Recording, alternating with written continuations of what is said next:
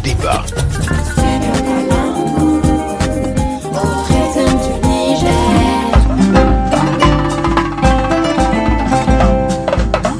Bonsoir et bienvenue dans la deuxième partie de ce débat public coproduit par Studio Kalangu du Niger, Studio Yafa du Burkina Faso et Studio Tamani du Mali. Nous sommes à Maradi en République du Niger et nous parlons des inondations et quelles solutions face à ces catastrophes. Cette seconde partie est consacrée aux commentaires, témoignages et questions du public à nos invités. Et c'est avec vous Mokhtar Amadou. Bonsoir Mokhtar. Oui, bonsoir Sekou. Bonsoir à Marina Traoré. Est-ce que le public est là? Oui. Bonsoir à vous tous. Avant d'entamer les questions-réponses, témoignages, tonnerre d'applaudissements pour nos éminents invités. Merci beaucoup. À présent, vos témoignages, vos questions, vos éclaircissements, s'il vous plaît. C'est quel nom? Lawali Boubé, quelle structure? J'aimerais en tout cas rappeler ici que c'est une assise qui nous a beaucoup intéressés puisque à travers surtout les réponses des chercheurs sur la question qui est assez préoccupante et que par moment nous avons eu l'occasion quand même de participer à un certain nombre d'activités, notamment le déguerpissement des zones inondables de la ville de Maradi et ce qui a été réservé comme traitement à cette question par les autorités nous a beaucoup interpellés quand on a appris effectivement qu'il y aura cette rencontre. Donc pour dire que très sincèrement, puisqu'il y a eu quand même à travers les pertinentes interventions du professeur Bill Hassan, qu'il y a eu quand même des alertes du côté des scientifiques, c'est les autorités qui doivent normalement changer de comportement. Et surtout que heureusement, nous sommes en cette période de transition dans les 3 États et que les militaires, comme d'habitude, on sait qu'ils ont l'habitude de prendre des décisions, de ne pas regarder qui va être mécontenté ou qui sera d'accord avec eux, puisqu'ils n'ont pas besoin véritablement de l'accord de X ou de Y pour être là où ils sont.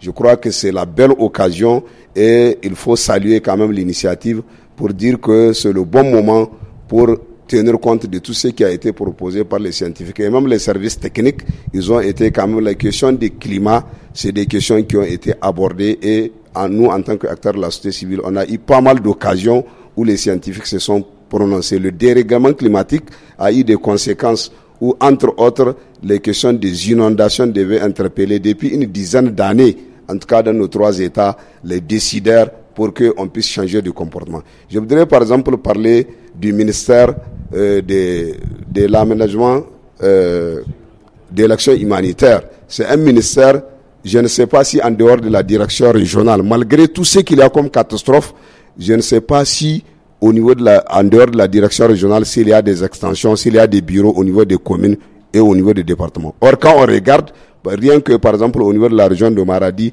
les communes ont connu ces catastrophes, peut-être même plus que au niveau de la ville, chef-lieu de région. Donc c'est pour dire que s'il y a des situations, en tout cas, l'État doit créer les conditions pour que les services soient disponibles à tous les niveaux, y compris au niveau communal. Abdaneto, organisation de la société civile Kodaé. Vraiment, je suis édifié. J'ai été éclairé par M. Souley et M. Hassan. Vraiment, l'État manque dans certains endroits, dans l'urbanisation de cette ville de Maradi. Et ce sont les mêmes maisons qui ont eu des dégâts l'an dernier. Ce sont les mêmes maisons cette année et probablement l'année prochaine aussi. Puisque l'État n'intervient pas. Tout celui qui va là où l'Olivier a dit, ils vont voir que c'est des zones à risque. Et l'État a laissé ces gens dans ces mêmes endroits. Ce qui veut dire que c'est comme si on les a laissés mourir. Quand vous prenez de l'hydraulique, du bas de l'hydraulique, jusqu'à jusqu'au quartier, jusqu'à la Sonita, c'est des zones à risque. Et cette année, quand vous partez à Mazar-Jika, c'est la même chose. Le professeur a parlé des gens qui ont été relogés. Non, c'est pas vrai. La ville a fait des efforts. Elle a donné 762 parcelles de 200 mètres carrés à 762 familles. Mais on ne peut pas les déplacer parce qu'il n'y a pas de construction. Il y a un projet qui a pu faire dans certaines parcelles, pas toutes les parcelles, qui a construit une seule chambre. Imaginez quelqu'un qui a 2 femmes, 16 enfants, il ne peut pas retourner dans ses chambres. Mais quand j'ai dit l'État manque à ses responsabilités, je ne sais pas si le directeur régional de l'action humanitaire a pu visiter ces endroits. S'il les a visités et qu'il a laissé faire, il sera condamné. C'est la première personne à condamner. Merci beaucoup, Abdou Daneto. Qui d'autre? Venez. Voilà, et je m'appelle Zened Rabé Abdou, vraiment pour la promotion de la citoyenneté responsable MPCA région de Maradi. Et nous remercions les présentateurs et donc le studio Kalangu et les autres du Mali, du Burkina Faso pour nous avoir donné l'occasion de nous prononcer par rapport à ces thèmes combien de fois importants. Et mes prédécesseurs ont parlé de ce phénomène. Moi, je vais juste ajouter, les inondations ne sont pas des événements nouveaux. Nous avons eu, de par le passé, à vivre ces phénomènes, mais cette année, le phénomène est revenu avec acuité. Donc les inondations sont venues avec acuité. Donc qu'est-ce qu'il faut faire? Il y a d'abord pour moi une mauvaise éducation citoyenne et civique et aussi une mauvaise prise en charge par les autorités. Quand le phénomène est venu, de par le passé, vous allez voir ces gens-là qui ont été à un moment de l'histoire dans un endroit qui est pratiquement inondé. On va les reloger, leur donner un autre site, mais ces gens-là, juste après quelques mois, ils vont revenir sur le même site inondé. Et ils vont laisser l'autre côté, peut-être ils vont vendre ça. Donc à ce niveau, il y a les autorités, et là Olivier l'a dit, les autorités qui les caressent pour que demain, quand ils reviennent, certainement pour les voir, ils vont en avoir. Dans tous les cas, c'est une mauvaise gestion au niveau des autorités. Donc il faut que nous changions nos comportements, il faut que nous adoptions une éducation civique et citoyenne dans ce sens et au niveau des autorités, il faut une meilleure prise en charge, il faut qu'on finisse avec ces phénomènes. Nous avons vu que ces inondations-là viennent avec une remontée dont on ne peut même pas imaginer. Il faut voir le pont de Niamey, il est à un niveau où on n'a jamais imaginé, on n'a jamais vu ça. Donc il faut revoir ces phénomènes, il faut que nous adoptions vraiment un comportement correct. Merci. Bonjour chers assistants et merci chers panélistes de nous avoir édifiés par rapport à un certain nombre de choses qu'on vient de découvrir par rapport à la situation des inondations et même des chiffres qui ont été donnés par les techniciens par rapport à cette question ou catastrophe si on peut le dire. Comme la situation ne concerne pas uniquement le milieu urbain, et certainement dans les villages, nous avions constaté dans la région de Maradi et ailleurs même qu'il y a la majorité des villages sont installés dans des terrains creux. Moi, c'est un constat que j'ai fait par expérience au niveau des villages. Et c'est ça qui va me permettre de poser la question, est-ce possible? Parce que ce qui est sûr, ce sont des anciens passages de l'eau au niveau des villages. Et certainement, tôt ou tard, l'eau va revenir sur son chemin pour pouvoir inonder ces villages-là. Est-ce possible de prévenir pour déplacer ces villages-là? Parce que la majorité, j'ai dit bien, des villages sont installés dans des endroits de ce genre et que c'est possible. Est-ce possible de déplacer, d'alerter les autorités afin de prendre des mesures pour déplacer ces villages-là afin de prévenir ces inondations au niveau des villages? Merci. Votre question s'adresse à qui parmi nos éminents invités? Les responsables techniques et le représentant de l'environnement. Au passage, j'ai dit que je me nomme Mohamed Loli Mohamed Nassour, je suis le vice-président du Croisade, une organisation de la société civile région de Maradi. Merci beaucoup, Mohamed Nassirou. Qui d'autre? Venez. Maman Bachir Aouroujibo, secrétaire régional du mouvement nigérien pour la démocratie Monde Courtier Askentahia. Le citoyen qui vit dans les villages, il n'a pas souvent la possibilité d'autres choix que de construire sur le terrain, en tout cas qu'il a hérité, ou sur le terrain qu'il a, parce que souvent c'est des terrains qu'ils ont, c'est les champs qu'ils prennent une partie pour construire. Ils n'ont pas de choix. Mais la question, c'est que je me dis, l'autorité qui devrait essayer de régler ce genre de problèmes, et même en créer d'autres. Parce qu'une mairie qui va faire un lotissement, et elle sait sciemment que c'est un terrain, il y a un terme, prêtez-moi le terme, à risque.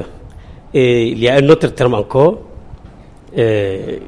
inondable, qui va faire son lotissement, et le citoyen qui doit chercher une parcelle pour construire, il n'a pas le choix, il ne sait pas laquelle des parcelles lui revient. Tu viens, tu donnes ton argent, tu payes une parcelle, et maintenant on va te montrer un terrain, une parcelle, en tout cas, où c'est un ravin, un terrain à risque, et tu n'as pas d'autre choix que de construire dedans. Et malgré tout, vous payez des taxes d'aménagement et qu'on n'aménage rien du tout. Vous allez trouver des terrains. Ici à Maradi, nous avons des quartiers qui manquent de caniveaux. Mazad Jika, Zérier 1, Zérier 2, des quartiers qui manquent carrément de caniveaux. Et souvent aussi, la situation revient aux citoyens. Et nous sommes tous responsables. Parfois, vous allez voir que des gens qui viennent avec munis de leur pelle, charrue, brouette, pour venir dans la rue, prendre du sable, creuser et aller, en tout cas, remblayer leur maison. Et les citoyens qui sont là, personne ne dit mot.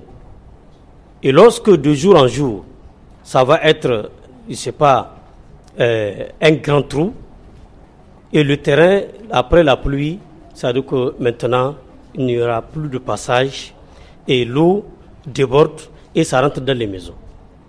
Donc nous-mêmes, nous sommes responsables de situation, en tout cas, que nous vivons actuellement. Donc j'interpelle les responsables, donc vraiment de chercher des moyens adéquats, en tout cas pour régler ce problème-là une fois pour toutes. Merci bien. Merci beaucoup. Qui d'autre? Venez. Bonjour à vous. Je m'appelle Okacha Bachar, membre de OCI Niger, et merci de nous avoir l'opportunité de venir ici et de discuter sur les problèmes d'actualité. En ce qui concerne les routes, ma question va se guider là-dessus. Pourquoi l'autorité, notamment les opérateurs économiques qui s'occupent des constructions de routes, négligent la construction de systèmes d'irrigation de l'eau? Parce qu'il est incompréhensible aujourd'hui qu'une route va être construite dans la ville de Maradi et même pas un an, cette route est complètement détruite. L'État perd, il y aura encore plus d'autres dépenses dans la caisse du gouvernement. Qu'est-ce qui explique cette négligence du gouvernement par rapport là-dessus? Merci beaucoup. Merci beaucoup, Mohamed Nassirou. Je me nomme Ahmed Saïdou Abdelrachid. Je suis le président régional d'une organisation dénommée Alliance des jeunes des États du Sahel, section Niger, région de Maradi. Et donc, avant de commencer, donc, je vais remercier les panélistes et vraiment de la pertinence de l'exposé qu'ils ont présenté, parce que vraiment ça nous a beaucoup édifié. Et moi, ce que j'ai à dire, et presque les panélistes l'ont déjà dit. Mais j'ai une autre proposition de solution à faire pour les États des alliances du Sahel. Donc cette proposition, j'entends, on dit un ministère de gestion des risques. Je pense que quand on dit gestion des risques, déjà le risque est là, et la catastrophe plutôt, déjà la catastrophe est présente. Donc avant que la catastrophe là arrive, je pense qu'on peut créer des cellules ou bien un autre même ministère pour prévenir ou bien qui va créer des conditions ou bien mettre des moyens adéquats pour prévenir ou atténuer les catastrophes avant leur arrivée. Parce que je vais user d'un exemple donné par l'un des panélistes, le docteur Bill. Il a dit il faut redimensionner certaines œuvres. Là, je pense que le redimensionnement de certaines œuvres, et le colonel aussi dans son intervention, il a parlé de l'ensablement des rivières, des cours d'eau. Je pense que tous ces problèmes qui ont été évoqués et des solutions, on peut créer une cellule qui peut les mettre en application et je pense que cela peut atténuer les catastrophes ou bien même diminuer certains effets. Voilà, merci beaucoup.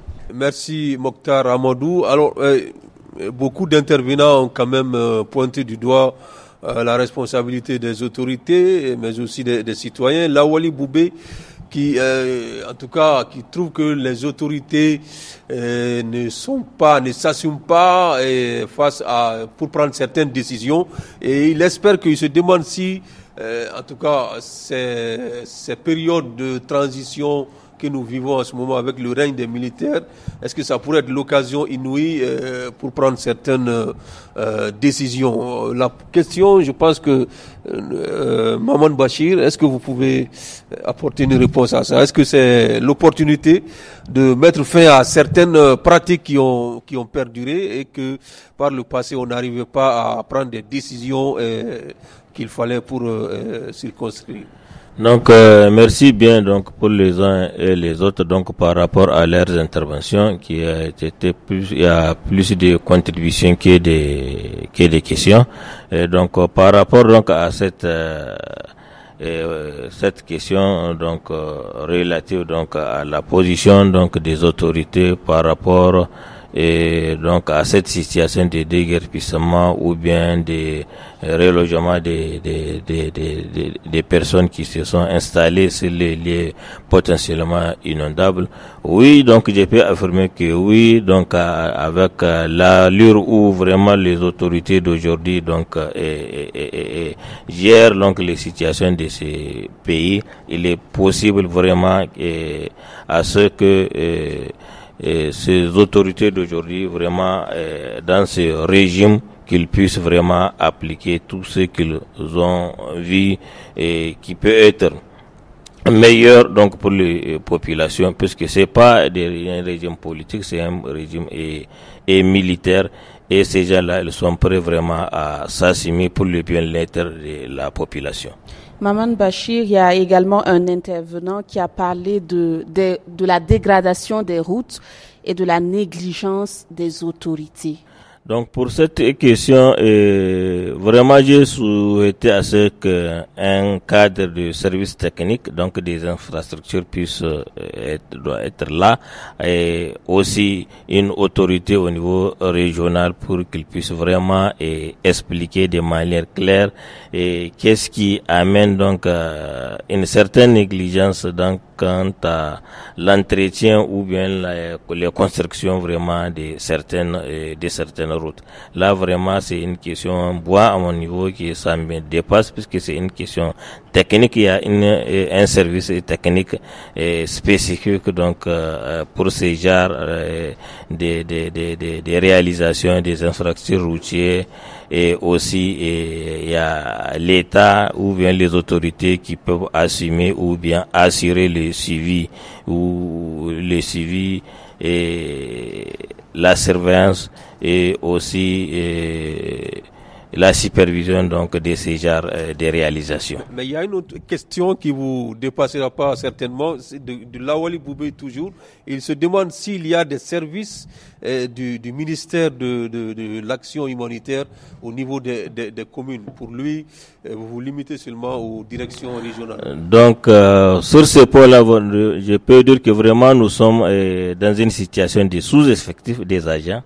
Ce qui fait que notre ministère, donc à travers la direction régionale de l'action humanitaire et de la gestion des catastrophes, donc on n'a qu'un seul service au niveau régional. On n'a pas de répondants, on n'a pas de points focaux au niveau des départements et au niveau des communes.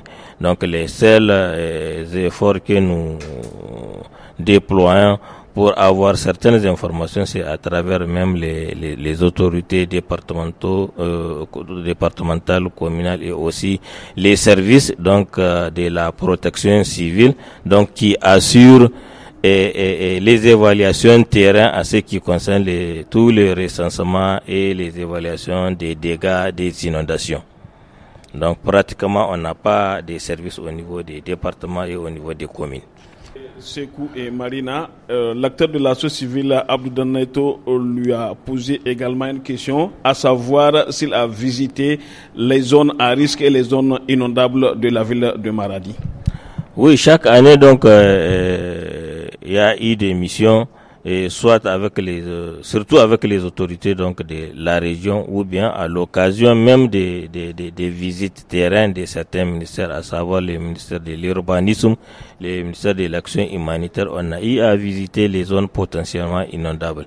Et aussi par rapport à la situation des sites de relogement des sinistrés des inondations de 2021, on a eu à visiter donc ce site, le site de Grand Kaji, c'est depuis 2021. Donc on a octroyé plus de 700 parcelles, 200 mètres carrés.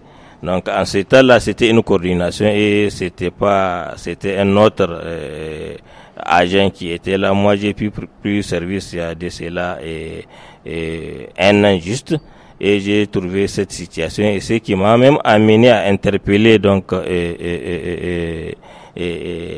le partenaire qui a eu vraiment à octroyer ou bien à faire des réalisations au niveau des sites, à construire des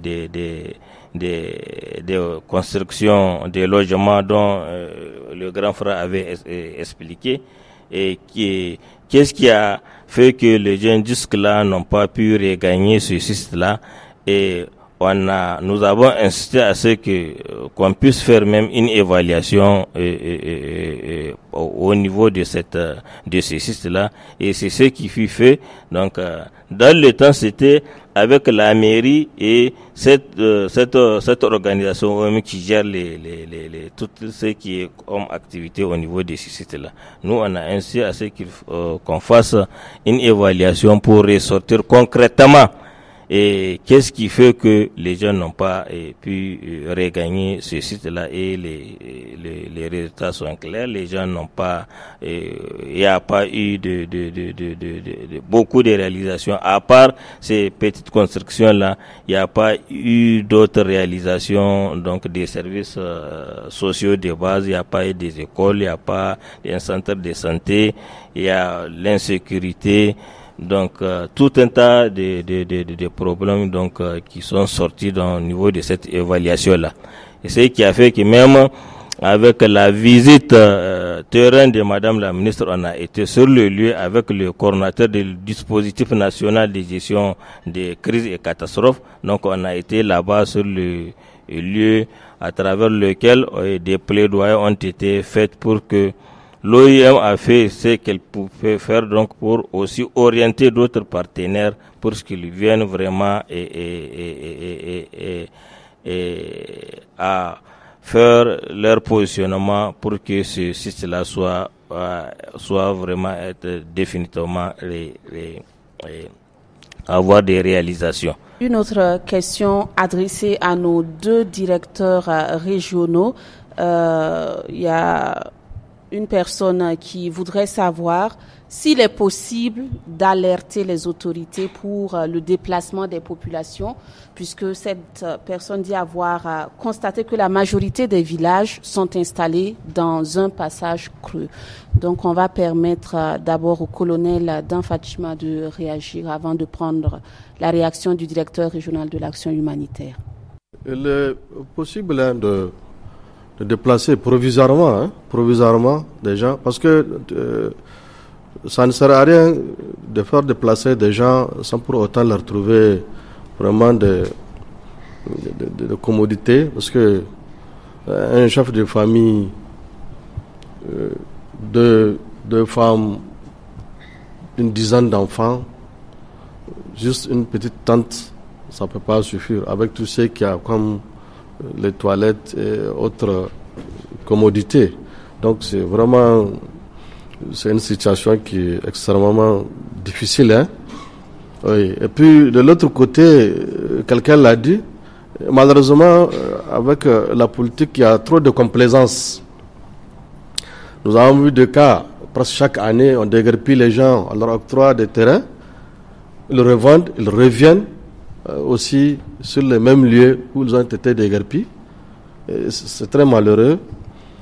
Je crois que c'est le lieu maintenant, c'est vraiment l'occasion maintenant que la bonne gouvernance soit de mise, que vraiment que la loi soit appliquée, parce que souvent on a vu que même de notre côté on a du mal à faire appliquer la loi à cause d'un certain nombre de facteurs politiques, mais maintenant franchement c'est le moment qu'on puisse bien appliquer les textes législatifs et réglementaires. Je prends le cas de la gestion des déchets plastiques. Ces déchets plastiques qui font partie effectivement des facteurs contribuant à l'inondation. Il y a une loi qui est là au Niger, une loi adaptée, même son décret d'application qui est adapté par rapport à l'importation et l'utilisation des sachets plastiques. Mais que cette loi-là ne puisse pas être appliquée, voyez-vous, maintenant c'est le moment. Moi je suis convaincu que nos chefs d'État, à l'allure où va voir les choses, ils peuvent le faire, parce que c'est vraiment des personnalités qui sont animées de très bonne volonté d'assainir dans tous les secteurs d'ailleurs, dans tous les secteurs, vraiment. Je crois que tout est faisable. Merci bien. Merci, colonel. Une autre question peut-être adressée à nos enseignants-chercheurs. Cet intervenant qui parle d'une mauvaise éducation des citoyens. Qu'est-ce que vous en pensez? Est-ce que vous croyez que les citoyens ne sont pas suffisamment éduqués pour pouvoir en tout cas prévenir ces inondations? Docteur Bill. Oui, merci. Je veux parler et mon collègue va peut-être compléter. Mais avant d'attaquer cette question, je voudrais aussi, peut-être que ça vous a échappé, il y a quelqu'un qui a parlé des inondations comme des faits nouveaux. Non, les inondations sont devenues de plus en plus fréquentes. Je vous dis que la fréquence des inondations ces 20 dernières années au Sahel a été multipliée par 3. Et une année sur 3 est une année de saison de pluie à fort impact socio-économique, que ce soit les inondations ou les sécheresses, ce qu'on appelle les événements extrêmes. Donc, par rapport au comportement des populations, il faut savoir que c'est humain. Il ne faut pas stigmatiser nos populations. C'est humain. Vous voyez les zones de la Californie aux États-Unis, vous voyez la vallée de la Floride. La Floride, c'est un État qui est soumis aux tempêtes tropicales. Mais les gens sont là. Une tempête vient, elle balaye toutes les habitations. Mais vous prenez aussi les plateaux ou les habitations de la Californie qui sont soumis au feu des résineux. Et même cette année, il y a eu, vous avez des riches personnalités, des stars, qui ont des maisons là-bas, qui brûlent et qui reviennent encore. C'est un comportement humain. Sauf que ici, ça se fait dans un pays considéré comme, je dis considéré, comme le plus pauvre du monde. Et là-bas, ça se fait dans un pays comme considéré le plus riche du monde. Voilà. Donc, oui, il faut continuer les sensibilisations. Il faut vraiment, comme je l'avais dit lors du débat précédent, en toute chose, il faut une approche sociologique. Il faut impliquer, vous avez vu, d'un élan, vous avez invité deux chercheurs qui sont plutôt sur les sciences biophysiques.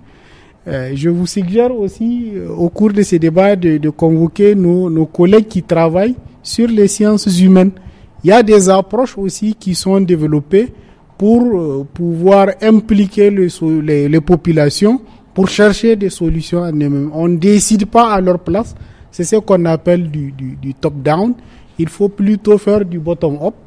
Il faut travailler avec les populations locales. Ça prend du temps, mais c'est ces approches qui arrivent quand même à avoir des solutions.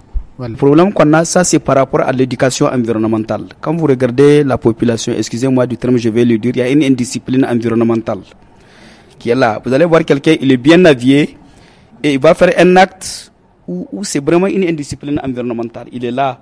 Et parfois, ça relève de l'ignorance aussi. Parce qu'il ne comprend pas. Un exemple concret. Ok, par exemple, il y a le déchet plastique. Aujourd'hui, les déchets plastiques, vous allez voir quelqu'un, il est bien habillé, tout ça là, et il va jeter. On a fait une publication il n'y a pas 3 ans, on a cherché quelles sont les sources et les perceptions de pollution plastique. Et vous allez voir, on a trouvé des activités où c'est des grandes personnes qui sont là habillées, comme Walima ou les Batam et autres. Et à la fin, le déchet est là. Alors que c'est des endroits où on pense que les gens sont là, c'est des pics, et l'autre là. C'est des endroits où les gens sont, sont là, par exemple, pour faire des activités qui vont être en harmonie avec l'environnement. Mais après, on trouve que c'est la dégradation, ils sont en conflit.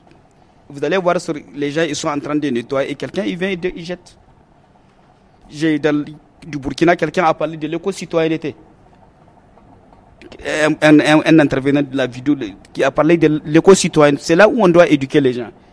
Et c'est là où j'ai dit un grand merci au studio Kalangu. C'est ce que vous êtes en train de faire. Il faut continuer à éduquer les gens. Parce que le problème de l'environnement, il est très complexe. Parfois, vous allez voir quelqu'un, il est là, il est bien habillé et il pense qu'il n'a rien à voir et il jette. Ça, c'est de l'indiscipline environnementale. Maintenant, le deuxième concept, ça, c'est la corruption environnementale. Et surtout par rapport aux inondations, nous, on est en train de faire un travail, ce n'est pas encore publié, où on parle de corruption au changement climatique, climate corruption. Maintenant, les gens, ils mobilisent, ils utilisent le concept quand l'argent vient, mais sur le terrain, il n'y a rien du concret. Mais l'argent est mobilisé, mais sur le terrain, il n'y a rien. Il parle des réfugiés climatiques, il utilise tous les concepts sensibles pour avoir le financement, mais sur le terrain, il n'y a rien du concret. Ça, moi, je pense que la question, au niveau de la société, il faut, parce que on doit, le concept de gestion de l'environnement, il est aussi sociétal. Je pense qu'il faut continuer à éduquer les gens, et surtout en langue. D'accord. Merci beaucoup, Dr Souley. Nous allons essayer de prendre une seconde série de questions. Amadou, s'il y en a. Merci beaucoup, Sekou. Merci, Marina. Des questions, s'il y en a. Venez. Lors de mon intervention, je voulais poser une question, ça m'a échappé. Et ici, il y a des enseignants-chercheurs, il y a les services techniques. Est-ce qu'il y a une tentative d'harmonisation parce que vous êtes des enseignants-chercheurs des universités publiques et ils ont les services techniques. Qu'est-ce qui est fait pour que vous complétez, puisque c'est des institutions différentes, mais qu'est-ce qui est fait pour que vous complétez de manière à ce qu'on puisse éviter que les inondations, effectivement, soient des sources de malheur? Merci beaucoup. Merci beaucoup, Lawal Boubé. Assalamu alaikum. Donc, je me présente. Je suis Maître Halirou Issaka Arzika. Je suis ingénieur donc en informatique. En même temps, je suis le secrétaire général de la Ligue régionale de taekwondo de Maradi. Oui. J'ai comme question, c'est par rapport donc aux événements donc des inondations qui se présentent ici à Maradi, plus précisément pour ne pas dire donc dans l'ensemble du territoire nigérien. Oui. Donc par rapport donc aux événements donc des inondations qui se passent, toujours ce que je vois moi de mon côté, c'est toujours les mêmes têtes et les mêmes environnements où les inondations se produisent. Et quand vous regardez, donc c'est les mêmes personnes qu'on recense à tout moment pour les déloger, pour essayer donc de les fournir d'autres espaces pour partir se rendre. Ça, je me pose la question donc aux invités et à la personne qui peut donc répondre donc à ma question. Les personnes là, quand on les recense, est-ce qu'il y a une base de données personnalisée qui est prise en charge en fonction donc de localités donc qui sont inondées, ou bien à tout moment quand on vient donc on fait donc des rénovations donc des personnes qui ont été recensées? Moi je me présente au nom de Nana Waouliassou. Je suis enseignante et en même temps je suis dans la collectivité ou bien les collectivités pour le soutien à la sauvegarde de la patrie. Je suis une mobilisatrice dans le collectif. Bien, ici, moi, je vais apporter des contributions. Ma première contribution, ça va à l'endroit de la population de Maradi. Comme l'avait dit monsieur tout à l'heure, et c'est vrai, il y a quelque chose qui manque pour la population de Maradi. Plus précisément, dans les maisons, je parle de nous les femmes. Tant qu'il n'y a pas de propriété dans les maisons, il n'y aura pas de, comment dirais-je, il n'y aura pas de propriété. À plus forte raison, avoir des endroits bien déterminés. Par exemple, si vous prenez, une fois ici, on a tenu une rencontre au niveau du gouvernement dans la salle de réunion avec le gouverneur, les différents sultans, je crois bien. Et on a parlé de la propriété. Bon, on a parlé du partage des moustiquaires dans les maisons. On en a posé la question. Quand on donne les moustiquaires là, que font les gens avec les moustiquaires là? On le sait bien ici à Maradi, ce qui se passe avec les moustiquaires. Jamais les femmes là ne portent pas les moustiquaires de leur maison. Non seulement il y a la saleté qui est là, elles n'arrivent pas à bien contrôler leur chai, on leur donne des moustiquaires et elles profitent pour en vendre. Quand un État fait quelque chose, ce n'est pas seulement pour l'État, c'est pour tout le monde. Quand les femmes là font leur lessive, ou bien quand elles finissent de laver leurs tasses, l'eau qu'elles versent là sur les goudrons, c'est l'eau là qui détruit les goudrons. Certes, il n'y a pas les égouts. Peut-être dans l'avenir, le gouvernement va songer à faire les égouts pour pouvoir évacuer les eaux là. C'est ce qui cause les inondations. Ce n'est pas pour rien qu'il y a inondation. Merci beaucoup, madame, pour votre contribution. Merci. Merci beaucoup, Mokhtar Amadou. On va peut-être permettre... Lui, il a une petite information à passer. Rapidement. Donc moi, c'est par rapport au lotissement qui a été fait pour reloger les gens. Il y a un projet qui a fait jusqu'à 3 forages pour fournir l'eau à cette population. Et il y a un projet qui a construit une école et qui l'a équipée. Et il y a encore un autre projet qui a fait des routes pour avoir l'accès. Et il y a encore un autre projet qui a même prévu l'électrification. Donc c'est déjà réglé. C'est pour un peu rappeler par rapport à la question que j'ai posée au directeur régional de l'action humanitaire. Donc ça veut dire que c'est une place viable. Maintenant, les efforts, c'est à l'État de voir avec ses partenaires pour pouvoir construire à ces personnes-là et les enlever de là où ils sont, puisqu'ils sont... C'est pourquoi j'ai posé la question si jamais il s'est rendu sur l'endroit. Il dit qu'avec les autorités ont vu ces endroits-là. Faites un tour voir, pardon. Demain aussi, on vous dit de retourner, vous n'allez pas retourner. Merci bien. Merci beaucoup, Abdou Danneto. Le premier intervenant qui se demande comment les populations peuvent avoir les informations pour se mettre à l'abri de ces inondations. Peut-être le directeur régional de l'action humanitaire et de gestion des catastrophes. Quelle réponse avez-vous à apporter à l'endroit des populations? Donc, pour le moment, donc, on a toujours donc les seuls canaux d'information, c'est à travers les médias. Donc les médias, nous, notre force est toujours grandement ouverte.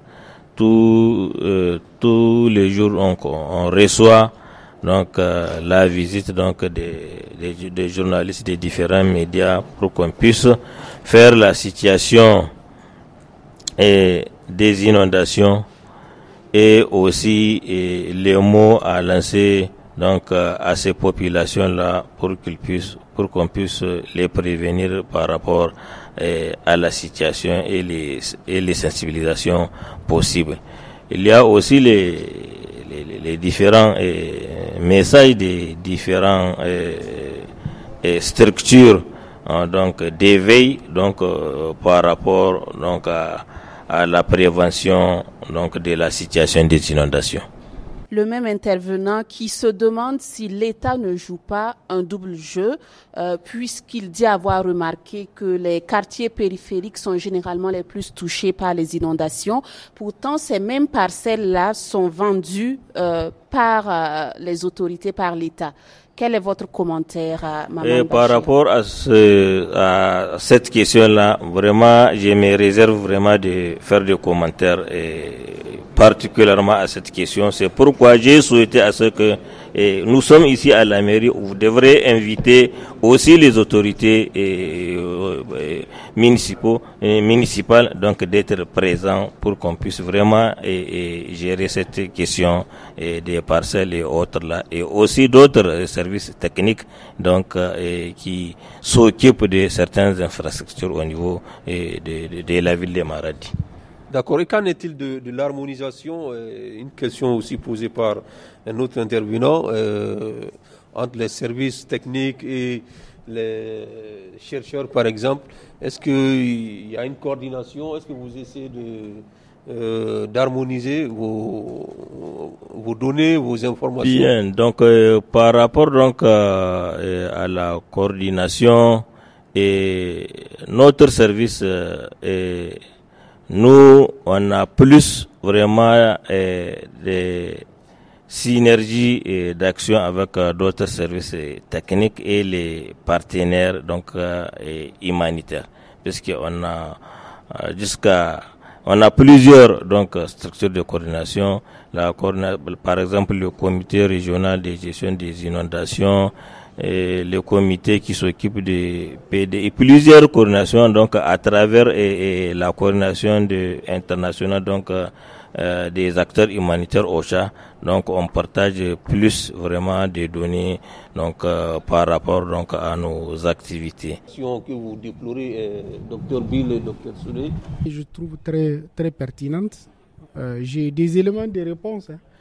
Depuis un moment, à l'université, nous avons créé une plateforme qui, comme je vous l'ai dit, nous sommes en train de mettre en route un observatoire scientifique milieu-société en appui à la gestion des territoires. Et dans le cadre de cet observatoire, nous avons créé une plateforme de dialogue science-société. Et nous serons à la mi-octobre au 3e atelier de cette plateforme. Peut-être, monsieur le directeur, comme vous avez dit, vous êtes nouveau. Mais régulièrement, nous invitons toutes les directions régionales à ce dialogue, la science-société. Nous invitons la société civile, nous invitons les ONG, ceux qui sont disponibles. Et au cours de c'est des ateliers qui se font sur 2 ou 3 jours de partage d'informations. Nous commençons d'abord par la demande sociétale. Quelles sont les demandes qui sont adressées aux chercheurs?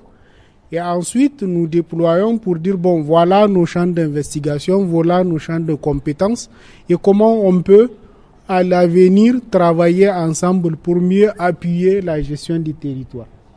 Donc, à la sortie de cette réunion, bien sûr, je prendrai votre contact, monsieur le directeur, et vous allez intégrer cette plateforme de réflexion. Très rapidement, à Dr Souley de réagir en 30 secondes. Très rapidement, nous sommes pris par Ok, merci beaucoup. Une réaction, est-ce que il y a tentative d'harmonisation au niveau des institutions pour éviter les inondations? Est-ce qu'à votre niveau, vous constatez déjà cela? Très rapidement. Oui. Parce qu'il y a le cadre permanent au niveau du ministère de gestion des catastrophes. En dehors de ça, au niveau du Conseil national de l'environnement pour un développement durable, il y a des structures, et au niveau de la primature, où les universités sont invitées pour sortir un document national pour lutter contre les manifestations du changement climatique. Et en dehors de l'université, notre mission on a une autre mission qui est service rendu à la société. Nos collègues sont toujours sur le terrain avec le micro au niveau des télés et autres pour éduquer la société en dehors de la production de connaissances. Nous sommes toujours sur le terrain pour apporter notre plus, surtout en langue. Merci beaucoup, docteur colonel Danfachima. Vous êtes de la direction régionale de l'environnement. Une réaction également, est-ce que cette collaboration-là se fait à votre niveau? Merci bien, madame. Le service de l'environnement a toujours eu des collaborations avec les autres services techniques et aussi l'université de l'université en général. Beaucoup de nos études ont été réalisées, n'est-ce pas, en synergie avec les enseignants-chercheurs. Nous avons même parmi nous, effectivement, des gens qui enseignent au niveau des universités. Et au niveau du ministère en charge de questions de la catastrophe, nous avons une colonne des eaux et forêts qui est là-bas. Donc c'est pour vous dire que nous sommes vraiment pleinement impliqués dans tous les processus. Merci beaucoup, chers invités. Sekou, c'est la fin de cette émission, la fin de cette seconde partie qui était consacrée au débat grand public. Je rappelle le thème abordé aujourd'hui, c'est quelles solutions face aux inondations au Sahel, une coproduction du studio Kalangu au Niger, le studio Tamani au Mali et le studio Yafa au Burkina Faso, 3 médias de la Fondation Hirondelle. Et nous recevions aujourd'hui 4 invités. Merci beaucoup à ces invités d'avoir effectué le déplacement. Merci à Mokhtar Amadou qui était dans le public. Merci beaucoup à ce chaleureux public. Nous avons reçu sur ce plateau Maman Bachir, le directeur régional de l'action humanitaire et de gestion des catastrophes, le colonel Danfachima de la direction régionale de l'environnement, Dr Bill Hassanou, ancien chercheur à l'université de Maradi, également agroforestier, et Dr Souley Moussa, ancien chercheur à l'université de Maradi. Il est également environnementaliste. Merci Marina, merci à tous nos invités et également au charmant public qui a activement participé à ce débat. Nous étions ici à Maradi pour parler des inondations aujourd'hui et quelles solutions face à ces catastrophes qu'on constate dans les 3 pays du Sahel qui sont le Mali, le Niger et le Burkina Faso. On se retrouve pour une autre émission coproduite par les studios de la Fondation Hirondelle. Merci à toute l'équipe technique qui a assuré la réalisation de ce débat, une équipe technique du studio Kalangu. Alors on se dit à la prochaine pour un autre numéro de débat public au Sahel.